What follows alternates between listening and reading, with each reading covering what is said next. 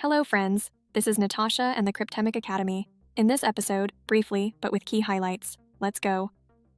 Boring stocks are back in the game. McDonald's and Coca-Cola outpace NASDAQ. Against the backdrop of volatility and cooling AI/crypto, investors are returning to dividend defensive securities. McDonald's plus 8% since the beginning of the year, Coca-Cola plus 14%, while NASDAQ is in the red. The focus is on stable revenue and dividends. The EU increases pressure on Meta over AI in WhatsApp. The European Commission fears abuse of dominant position after restrictions on third-party AI assistants. Temporary measures may be possible until the investigation is completed. Former Illinois judge receives probation for stealing $250,000 in crypto. The funds of a 96-year-old veteran were partially converted to Bitcoin. The case highlights the rise of abuses involving crypto assets. Jinbi continues to process billions despite blockages.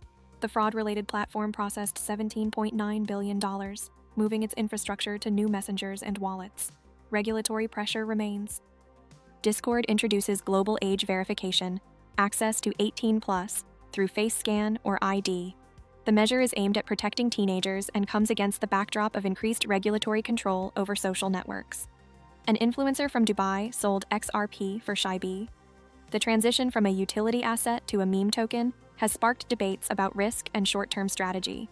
There are no confirmations of transactions. Jump Trading enters prediction markets.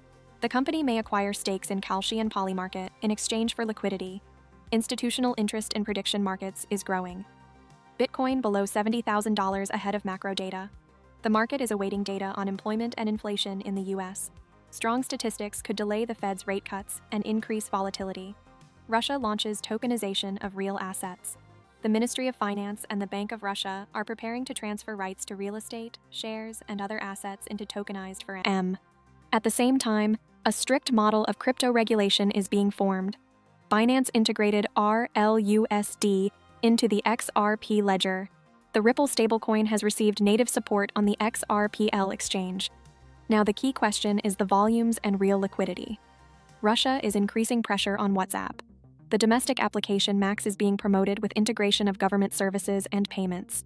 The trend is towards a sovereign internet and local control. This is where our issue comes to an end. Is the market returning to the safe haven of dividend stocks? Will macro data increase pressure on BTC? And will tokenization in Russia be a real step forward or a formal experiment? Share your thoughts in the comments. And if you want to understand crypto trends better and manage risks, join the Cryptemic Academy. Like, subscribe, and see you in the next issue.